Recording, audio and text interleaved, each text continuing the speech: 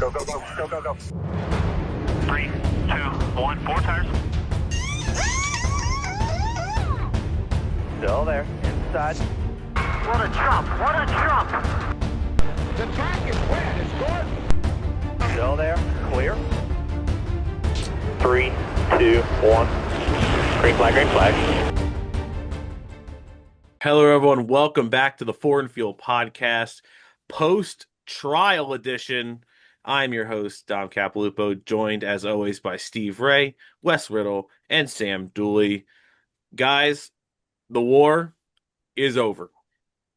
The war is over. Ninth day of the trial, and a settlement has been reached. One that gives us evergreen charters, or in simpler terms, permanent charters that will be here forever. The teams with charters have them in their possession forever, or as long as till they sell them.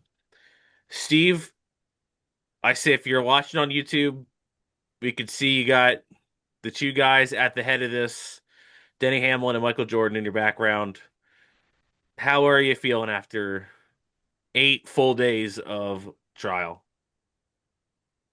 It feels like an eternity. It doesn't feel like 8 days happened. This felt like 8 weeks, 8 months, 8 years. It felt like this trial went on for way longer. And part of me is sad because I wanted to. Eventually, they were going to try to get to Rick Hendrick, Roger Penske. They're going to try to call these other witnesses. I really wanted to hear what Curtis Polk would have had to say. However, I think with how poorly the examination of Jim France went, NASCAR pretty much knew that they needed to settle because they were just getting their ass handed to them. But this is a huge win for the teams. I'm really happy for the teams. It sounds like that they're coming out on the winning end of this. 2311 front row getting their charters back. So overall, just a nice win because I think out of everybody involved, Bob Jenkins, Denny Hamlin, I think the most prominent figure in this is Michael Jordan. Where there is a NASCAR where Michael Jordan is involved in it is just an overall better NASCAR than without. And had it gone the other way, they would have had to close up the team eventually. So overall, I'm happy that it got settled. Happy that the teams, for the most part, are getting what they want because that's what they deserve, and just goes to prove that if you believe in something, you got to stand up for it and be willing to fight for it. And it's just a good day. If my kids weren't sleeping right now, I had little like party poppers with the little confetti in it. We would have lit one off right here, but can't do that. So this kind of reminds me of just today. It's Christmas time. The only thing I can think about is just like everyone just coming together, walking out of that courtroom and walking out of that courthouse, and just I hear the song "Happy Christmas" by John Lennon. I hear that one. War is over, and that's just kind of how it felt today. And you knew something was up when they got there early this morning. Judge Bell told the jury, hey, give us an hour and hopefully it'll save you guys several hours after that, which it ended up being. And really just got to give a huge shout out to the guys on the teardown, Jeff Gluck, Jordan Bianchi, Bob Pockris, Kelly Crandall, Jenna Fryer, and all the media members that went there every day, Matt Weaver, and sat there for over 8 hours a day, just sitting in court and then rushing back to get their phones on every break to update everyone about what was going on, taking all these notes, doing podcasts daily to fill in the fans on what was going on, and then staying up late writing articles and everything. So a huge shout out to them. Wes, you got the Zane Smith hat on, representing front row, which was kind of underlooked in throughout this whole process until Bob Jenkins kind of took the stand last week. I think, I don't know about you, but I think this is good for the fans and good just for everyone right now, knowing that we have NASCAR going into next season. Yeah, it was definitely a scary thought to think that, you know, the the chance for losing two teams was a possibility, depending on how things would have played out if they didn't end the way they did, or if NASCAR had a little bit better of an upper hand coming into this week and however much longer it was going to last. So I feel like it's definitely a big win for Front Row. Um, I mean, it's huge for everybody. Like I don't think they could have put it better in the courtroom today. Where it's just a win for the fans. Because the thought of NASCAR possibly falling as a you know kind of with all the evidence shows more of a monopoly status. Um, just the thought of losing it and losing teams that would have had you know a big part in the future and the growth of the sport, it really could have gone south. Um, yeah, just overall though, I was happy to see the settlement reached. I feel like that was definitely going to be the best outcome. It seemed like NASCAR was starting to shoot themselves in the foot more and more as more was revealed. And not to say there was nothing that, the teams did all right, right? There were mistakes on their parts too, and a lot of it came down to finances. But overall, I feel like NASCAR, started to kind of taint themselves in a very negative light with the more that was revealed to the public as the trial went on. Johnny Morris, I feel like, definitely dropped a big bomb by standing up for the sponsorship in NASCAR, which is literally what NASCAR is all about. I mean, without sponsorship, it'd be nothing. And for Johnny to speak out, somebody that's been the most vocal and supportive, I feel like, individual that represents a company for NASCAR, but also, for his own brand. I feel like doing that definitely was a crucial moment, and also Jim Francis' testimony. Um, but overall, couldn't be happier. I feel like we're gonna make steps in the right direction, and it's not gonna fix overnight. There's still gonna be mistakes. There's still gonna be disagreements. But at least the charter negotiation settled. Um, and I feel like that's gonna set up a nice path for just kind of the growth and teams maybe making up whatever deficits they've had with the charter agreement. I don't know all the finite details, but it's going to be interesting to see how it plays out.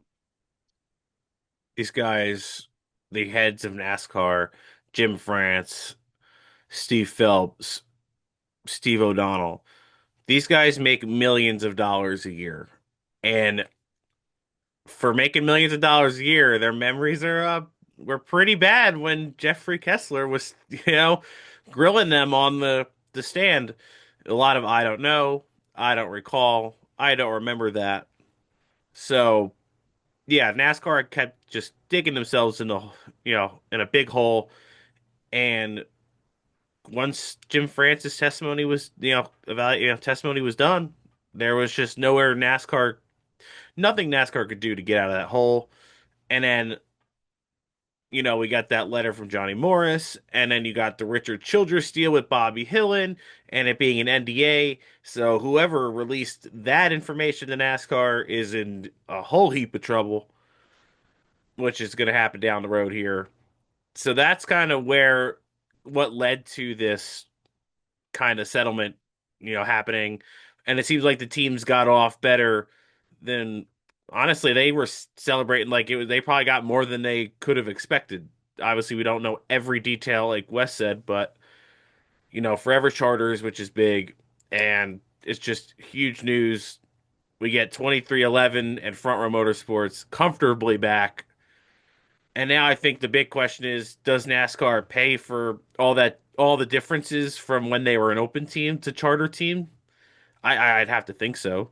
I'm sure that's probably one of the things they went for, but that was huge. And I know Sam, JR posted after the settlement on Twitter that got a lot of interaction, just kind of a video, I think, of airspeed and just kind of like, uh, yeah, just kind of like a victory video. Yeah. Well, I can confirm JR will be employed next year, which is probably it's probably a big thumbs up from him. Haven't talked to him yet, but yeah, I got my Bubba Wallace hat and my Jordan hoodie on. I'm celebrating this monumentous win. They will get tired of winning. Um, it was, yeah, I mean, this is kind of what we saw coming. Um, I don't think anyone looked at the first 7 days of court and was like, yeah, the eighth days where NASCAR really turns this thing around. It was just the good guys were on the right side, the bad guys were on the wrong side, and it was just kind of painted that way from the beginning, and all the evidence backed it up, and it was just like it.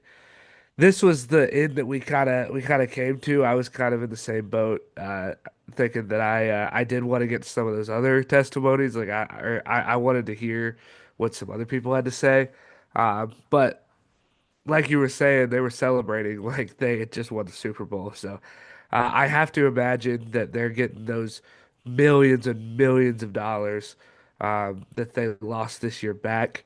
Um, and going forward, hopefully there's more in there to help the teams um, kind of do more than just like stop the bleeding. Hopefully, these teams can actually make some money, so that it's attractive to be a team in NASCAR, and maybe these charters grow value over time and things like that.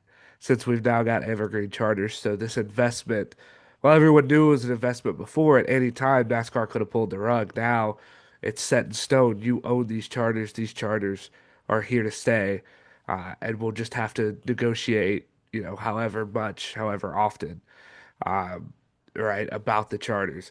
So it's good to see that everyone's kind of releasing joint statements, and it's kind of like even the NASCAR side with them being on the side that had to settle and kind of concede everything they were fighting for. They're still looking forward to the future and not in no way bitter or like, oh, I'm sad about this outcome. Like they kind of get it, right? Obviously they were on the other side of it, but it seems like they understand. They want to move forward. They want to kind of work as a cohesive group with all the teams now. And hopefully this leads to change in how things are done, and maybe personnel changes are needed in the upper echelon of NASCAR. I'm not going to say that another person's livelihood should be taken away. I'm not saying that someone's job should be taken away, but maybe there's personnel changes. Maybe there's just differences in philosophy and policy that needs to happen at NASCAR. Anyway, that happens. It's just nice to see NASCAR kind of with a let's get better looking forward tone and not like sore loser type of tone. If you understand what I'm saying. The thing that really stood out to me over the 8 days with it, one, it kind of got brought up by you earlier, Dom, was the NDA with Richard Childress trying to sell a portion of his stake in RCR. That was really shocking to hear. But when it came out that none of the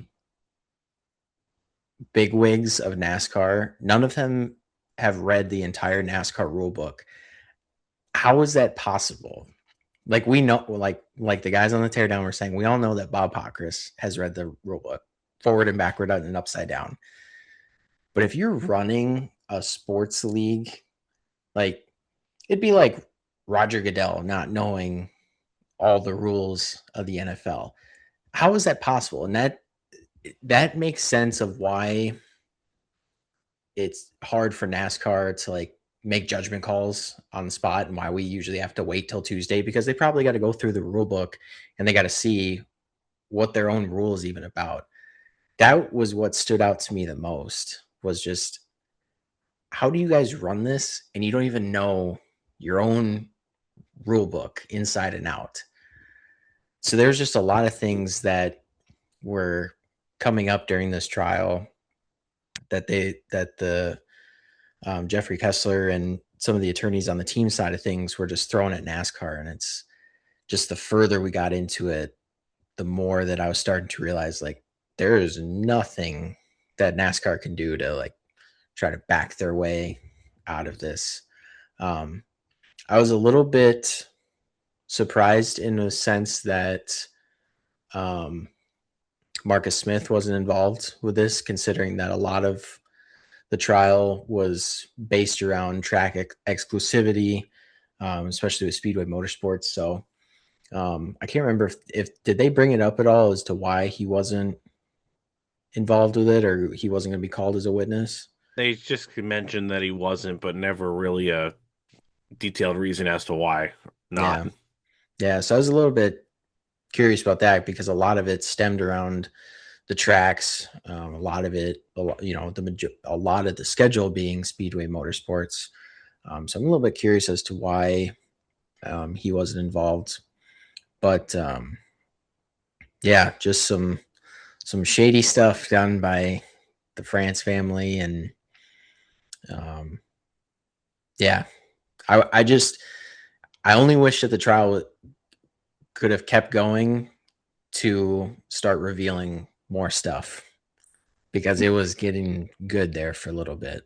The other thing I'm disappointed about is the text to Richard Childress didn't get brought up.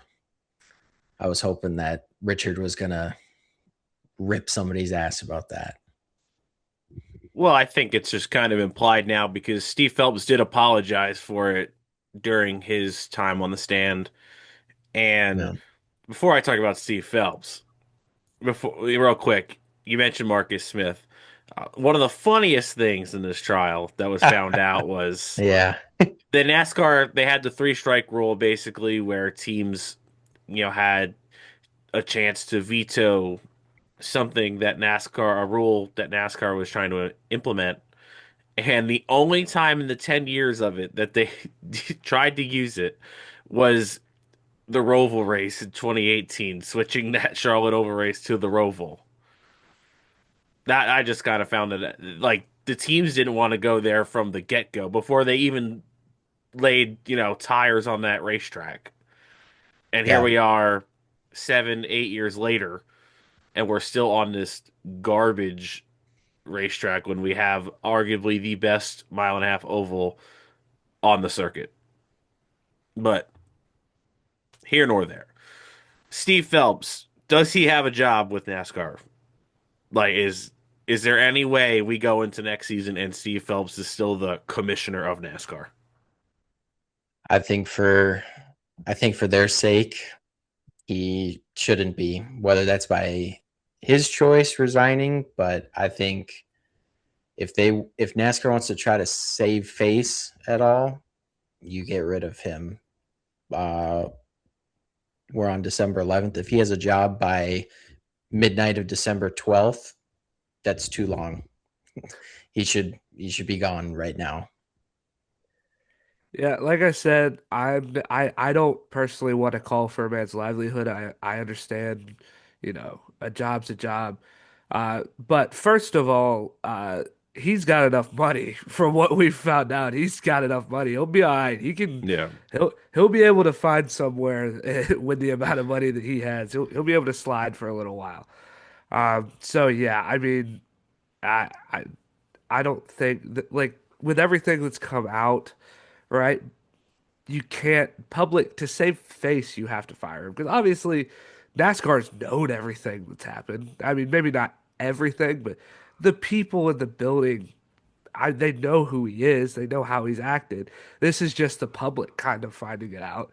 And a spot like this, and this is the spot that I never thought NASCAR would get into in the first place. I thought NASCAR would have settled months and months ago and found a way to, still take like when they had a little bit of leverage at some point of the threat of having a trial, and then the trial came along, and every day I thought that they lost a little more and a little more leverage, and but yeah, I mean, if he's really acting the way that he has, which it's come out in court now, there he should not have a job. You can't say things like that and do things like that. If I were to do that at my job, I wouldn't have a job tomorrow, right? So you kind of got to look at that and be like, if I could do that at my job, why should he be able to do it at his job where he runs the whole damn thing, right?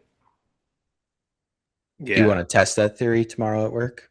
I really don't want to call anyone that I work with what an idiot and uh, that they don't understand things. I mean, I call people idiots at work all the time, but not with heartfelt intent, and especially not any of the worst things that were found out about him. I'm gonna have to try to get Costco shut down for trying to be too like BJ's. That's what I'm gonna have to do. I'm very scared of Costco because of how similar they are to it. And it's just so funny. Toby Christie comes up and finds that paint scheme that Chase Elliott ran, that they were worried about it being too much like his number nine in the Cup Series. He didn't even run the nine car. He ran the 94. Yeah, I think the following year, maybe the year after, because I forget, did SRX go for 2 or 3 years? Either I way, think three, but yeah, he did run the nine in he one did of run the them. night, but it looked not. Come on, guys, and that's what we're so scared about was because he ran the same number. It didn't even look anything like what he ran with Hendrick Motorsports. It did make sense when they got to talking about the NBC people coming in and basically were like, "What are we paying for? Why are we paying all this money when these guys can go race on ESPN for a lot cheaper?" I just find it so hard to, you know, so hard to compare because if anything, um, yeah, it just wasn't on the same level. Like, yeah, they're pulling in good ratings, but that's because they were usually ran on like a Thursday night and during the summer, so you didn't even have football to go up against, and so there really wasn't like a lot to compete with. And of course, people are gonna when you had names like Bill Elliott, Bobby Labonte, Tony Stewart, Ryan Newman, like of course you're gonna have people tune in because they want to see those guys. Um, but to go after SRX because Chase Elliott ran a number that he runs in NASCAR was just a wild like that's what sent them over the edge. Now, it's also funny just because now is going to North Wilkesboro, was that a legitimate like NASCAR really wanted to come back to just get that throwback and give Dale Jr. that credit of, building it back up from basically getting demolished? Or was it more like, oh, we just want to get there so SRX doesn't get credit for doing it?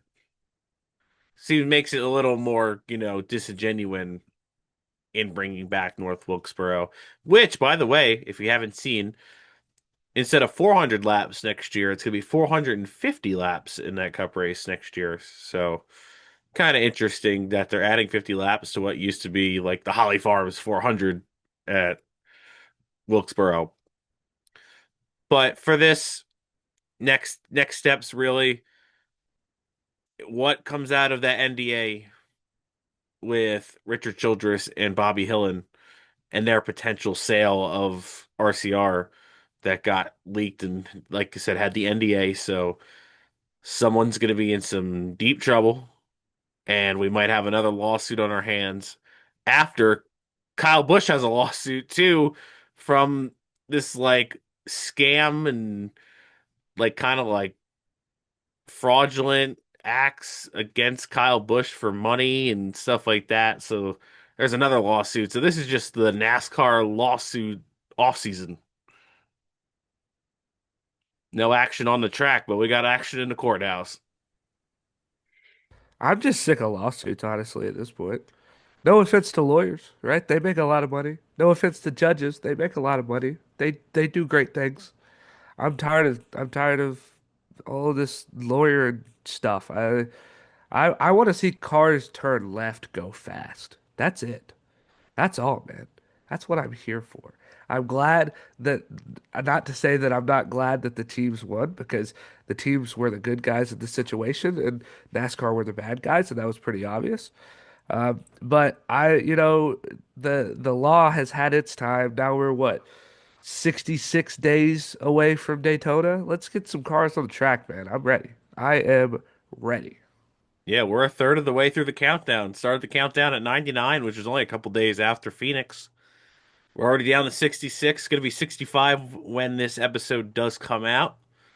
So we're getting closer and closer. Don't you worry. And yes, so you're looking at, and then you got Bowman Gray 2 weeks before.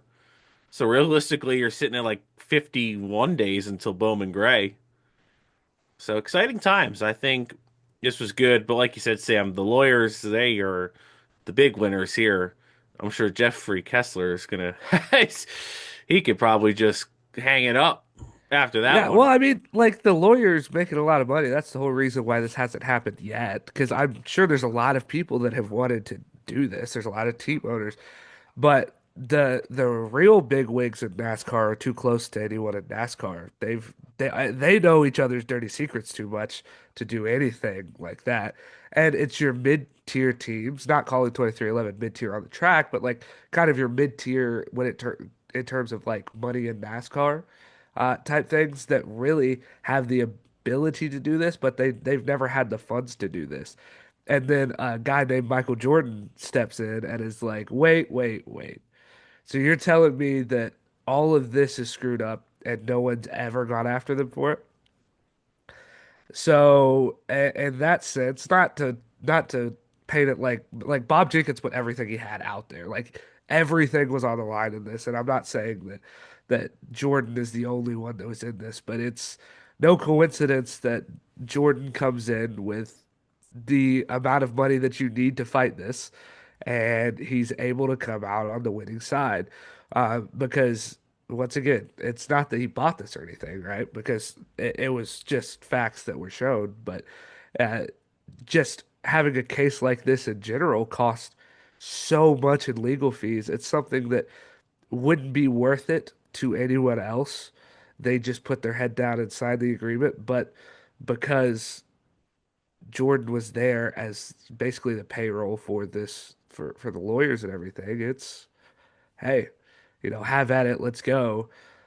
My lawyers are as good as yours, if not better, and that's why we ended up seeing the good guys win for once, and the bad guys lost, and it was nice. Yeah, so now I think the big thing for NASCAR fans is playoff format or points format for next season. If you're NASCAR, you might want to get this out as soon as possible to try to take away from some of the public outlook on this lawsuit. Do we think that we get the format before or after the new year? I would say before. I'm with you that I think if NASCAR wants to maintain any reputation, I think they get this out as soon as they can. Now, whether I know that they didn't put this out, because they were wrapping up with Phoenix and then they were getting ready for this trial. So I know that's why they didn't announce anything up to this point. But yeah, to maintain any sort of reputation, you try to get this out as quick as possible. The question is have they agreed on something? 36 race format is probably unlikely. I think in my opinion, you are most likely it's going to come down to either a 10 race chase or the 3-3-4. I think kind of the nice compromise between playoffs and 36 race would be the 10 race chase, but whether they've agreed on that, and now especially if Steve Phelps is going to get fired, if he is, now do you have to take care of that first and then reassess? And who knows? There's so many things up in the air. They first had to get through this lawsuit. But I think probably, we're sitting on the 11th going in the 12th. We'll have roughly just under 3 weeks. I think they could probably get something figured out in 3 weeks and announced. In my opinion, I think it's going to be Phelps is fired by the end of the week, and probably it will be our Christmas present that we find out that we will no longer have the playoff format. Officially, we will find out because we know that that's what it's leaning against, and that they're leaning towards changing it to either a chase format or something like that. But yeah, I think that by Christmas we have in hand what the format's going to be. Um, and I mean, NASCAR has to do this quick, like Steve was saying, because they've got to save face. There are some bad things that have been said about them in court, and they are all true. They are all, it's not like rumors that you can just say no to. These are things, legal documents that say that you have done these things, right? So you need to, one, get rid of the guy that did a lot of them, get him out. And then two, you need to put something out that'll distract people and kind of try and start to make them forget about this trial and all of the things that were said. Now, if NASCAR really wanted to save their reputation, they would fire Steve Phelps and then set up a press conference. Walking out on stage would be the new commissioner of NASCAR, Mark Martin. He would be coming out with Dale Earnhardt Jr. They'd be announcing 36 race playoff or 36 race points format and centered door numbers and painted side skirts. And then all would be right in the world.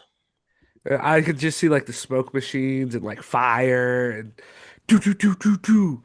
Mark Martin he appears out of the smoke and like him and his entire crew. That would be great. That would be spectacular. I'd watch that. I'd definitely watch that.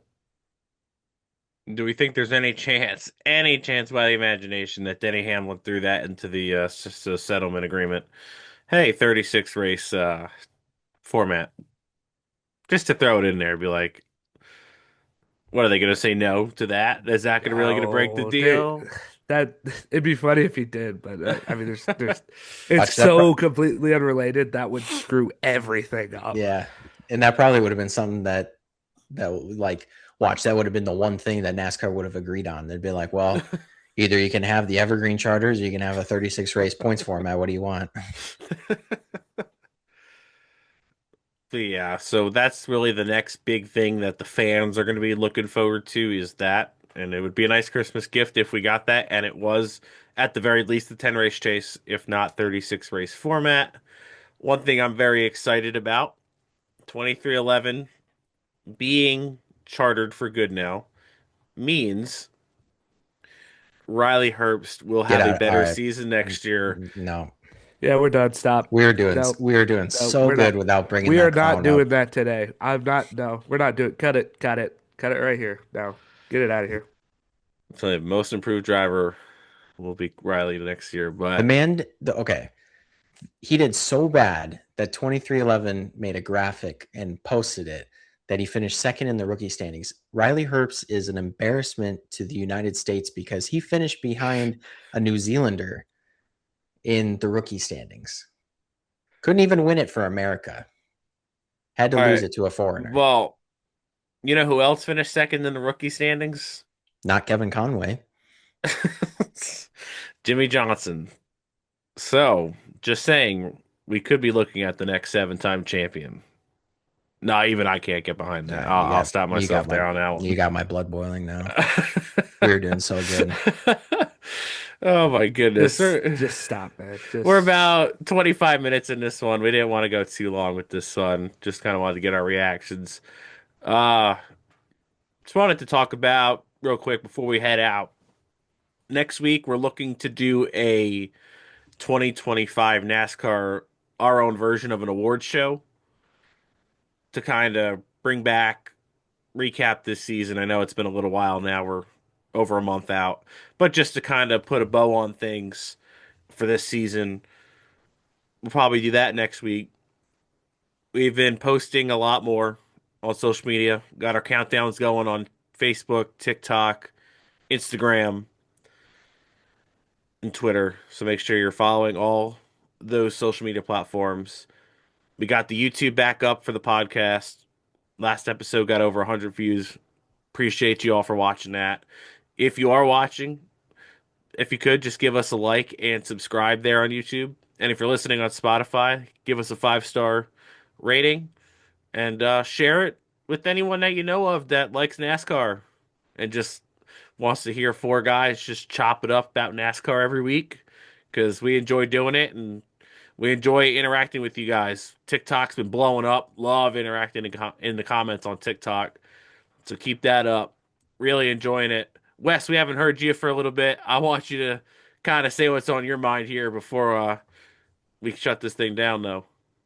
Yeah, I apologize to the viewers and to you three. I have a dog, so I have a dog now, You got the officially. cutest reason of anyone to be a little off the pod a little bit this week.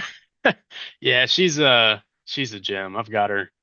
Well, now it's not working, but I've got her on a little stream here. She's in the bedroom and she's passed out, so I've got a monitor on her. Had to take her out of potty because she was desperate, desperate to get out. So, I did listen. I stayed in touch a little bit with what y'all were saying more about the trial. Was wanting to hop in. I think, yeah. I mean, I'm just looking forward to next year. I think a couple of my takeaways. I don't think, and I left it in the comments for us, but I don't think that NASCAR's done with possible um, lawsuit issues. I feel like that with other, um, as more NDAs possibly get revealed, maybe in their dirty laundry that already has been revealed, there might be some stuff that comes out about other teams having issues.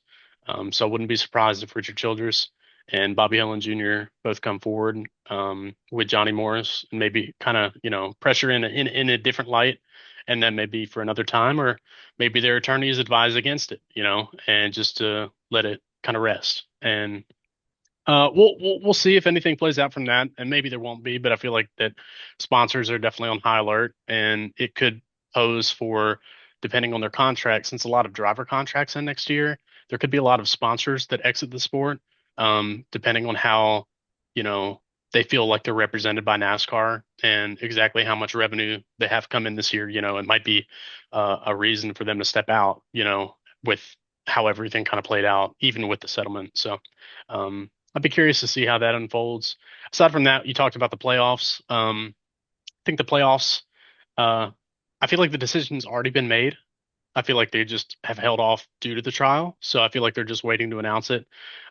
Me personally, I hope for a 10-round chase. I don't think there should be four races in one round with six drivers. That's still four races. It's just not a big pool it's not a big enough pool to really pick a champion from. Not even just based off drivers, but I just don't think four races is enough. I feel like 10 races is a nice compromise, or just split the season. It's 36 races, split it in thirds, right? You could have three different cutoffs, or you could have one with 12 races and have 12 drivers, do something like that. But I feel like if anything, they're probably leaning towards that chase, just to kind of be the middle ground of, what the fans really want, which is 36 races, but also a little bit of an exit from the current playoff format. Because if we go 3-3-4, we're sticking pretty much in that same formula we've been accustomed to. And I don't think that's going to be something that a lot of people want to see longevity wise in the sport.